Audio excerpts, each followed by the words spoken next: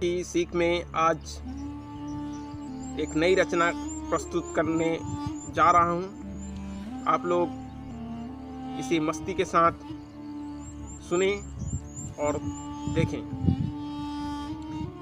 यह रचना उन भाई बहनों के प्रति है जो आत्महत्या करने के लिए विवश हो जाते हैं, अपने जीवन से निराश हो जाते हैं, उनके प्रति है। तो उन भाइयों से, उन बहनों से मेरा विशेष आग्रह है कि एक बार इसे जरूर सुन लें और जीवन की कठिनाइयों से उभरने का प्रयास करें। खुशियों की सीख में आपका स्वागत है। माँ के दुखों को इस रचना के माध्यम से समझने का प्रयास करते हैं और आपके जो दुख है उनकी तुलना माँ के दुखों से करने का प्रयास इस रचना के माध्यम से हुआ है कि उनका दुख आपके दुखों से किस प्रकार ज़्यादा है।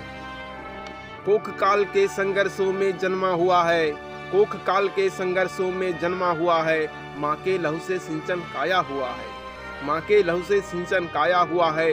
काया तेरी कनक कनक माँ के मन को भाया हुआ है, काया तेरी कनक कनक माँ के मन को भाया हुआ है।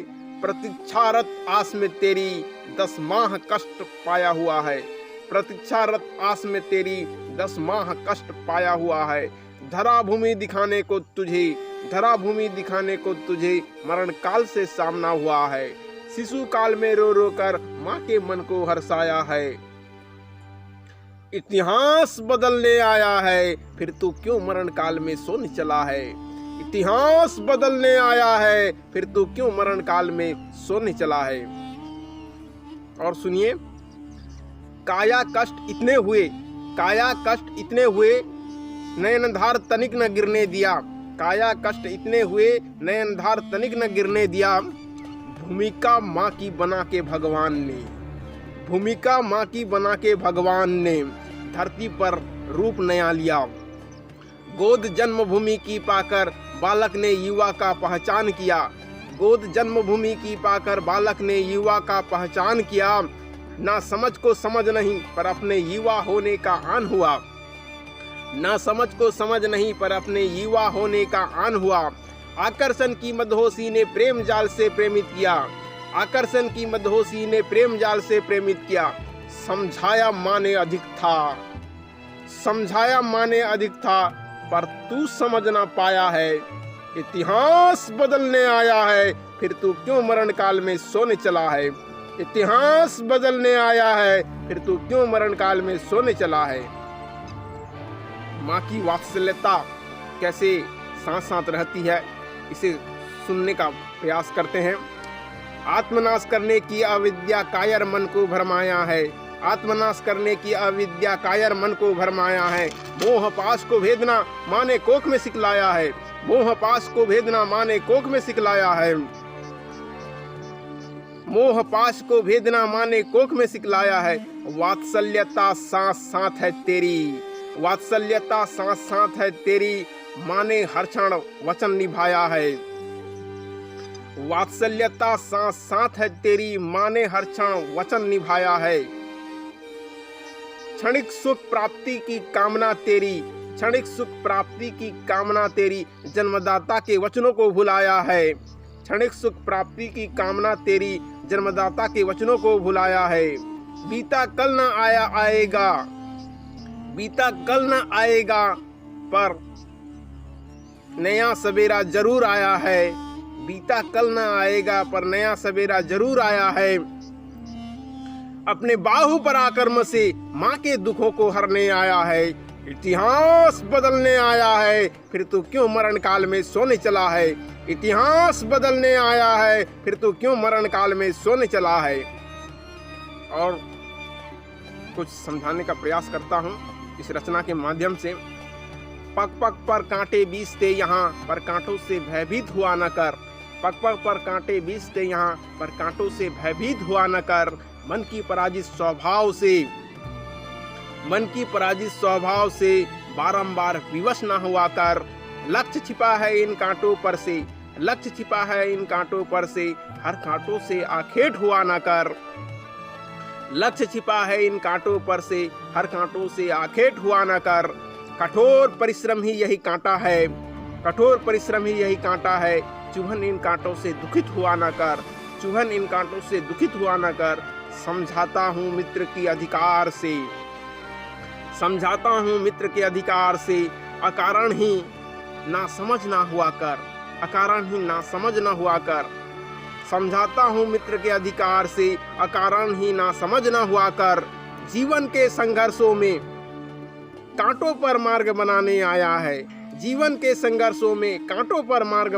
आया है। इतिहास बदलने आया है, फिर तो क्यों मरण काल में सोने चला है। इतिहास बदलने आया है, फिर तो क्यों मरण काल में सोने चला है। खुशियों की सीख में अब संस्कार की बातें। हमारा क्षणिक कष्ट कुछ भी नहीं है माँ के कष्टों के सामने। हमारे निर्माण से लेकर धरती पर लाने तक उनको कितनी बार कष्ट उठाना पड़ा है, ये तो उस परमात्मा ही जाने जिन्होंने ऐसे कष्ट सहने के लिए माँ के अंदर अपनी परम ऊर्जा को संचारित किया है। और हम क्षणिक कष्ट हुआ कि नहीं, उसे सहन न करके मरने के लिए तैयार हो जाते हैं। जब भी हमें कष्ट होता है, माँ हमारे साथ रहती है। एक शब्द, एक आवाज, एक हौसले के रूप में साथ रहती है। मुसीबत या किसी पत्थर चट्टान से अचानक ठोकर लग जाए या अकारण घटना घटित हो जाए तो सबसे पहले हमारे मुख से माँ शब्द की आवाज निकलती है और हम उस पीड़ा को सहन करने लग जाते हैं। इस प्रकार माँ की पीड़ा होती है। जब भी आप सबसे ज्यादा दुखी हो, अपने माँ को याद कीजिए। उनके उस पल को कल्पना करने की कोशिश कीजिए जब आपका निर्माण हो रहा था। तब आपकी यह पीड़ा उनके पीड़े के समक्ष कमजोर प्रतीत होगा और आप आत्महत्या जैसे विचारों को अपने मन से दूर कर देंगे। यदि पीड़ा कम न हो तो आपने गुरु से अपने पीड़ा को साझा कीजिए। उनके पास कोई न कोई मार्ग अवश्य होता है। जीवन नदी में बहता पानी की तरह है जो जन्म लेकर जीवन बिताने तथा मृत्यु मिलन तक निरंतर प्रभावित होती रहती है। चाहे मार्ग में कितनी चट्टानें, पत्थर, जंगल, झाड़ी आए, उनके साथ कुछ लम्हों बिताकर उनको छोड़कर आगे बढ़ जाती है। वह उस ठहराव से विचलित नहीं होती। उसी प्रकार हमारा जीवन भी गतिमान है। हमारे जीवन में भी कई मित्र, भाई बहन, रिश्ते, नाते,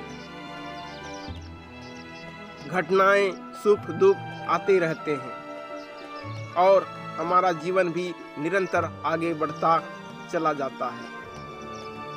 और हमें भी काल के ग्रास में अपने को समाहित करना पड़ता है। नदी की तरह हमें भी हमारे साथ होने वाले घटनाओं से विचलित नहीं होना चाहिए, क्योंकि जीवन को निरंतरता बनाए रखना ही जीवन का उद्देश्य है।